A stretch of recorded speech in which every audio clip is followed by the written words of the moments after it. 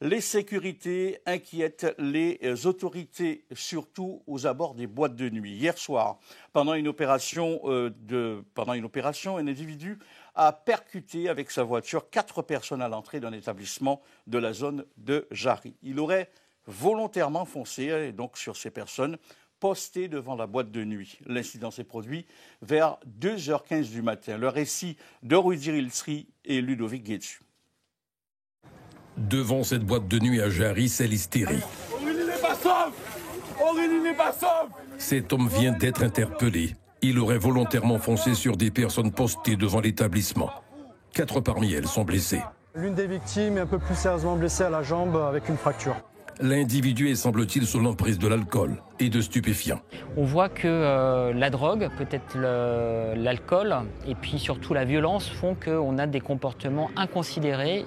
Des comportements inconsidérés qui se multiplient en Guadeloupe et qui font craindre le pire.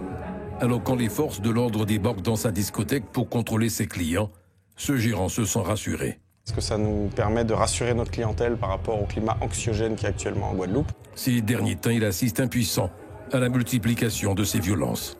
Les gens sont à la recherche de sensations fortes, je pense, et ils ont besoin de se battre pour un rien.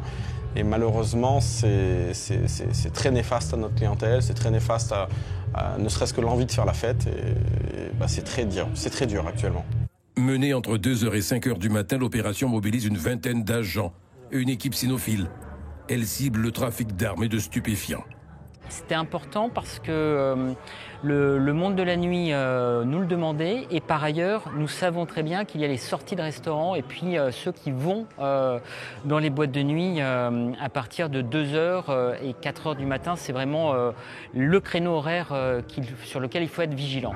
Car ces forces de l'ordre souhaitent marquer les esprits en effectuant à chaque fois que nécessaire ce type d'opération. Les week-ends, les vendredis, les samedis soirs et également les dimanches soirs pour justement prévenir les atteintes aux personnes, les vols à main armée, mais également les conduites dangereuses telles qu'on peut le voir ce soir. Plusieurs délits ont été relevés, principalement liés à des conduites sous l'emprise d'alcool ou de stupéfiants, en comptant l'individu placé en garde à vue pour avoir foncé dans la foule.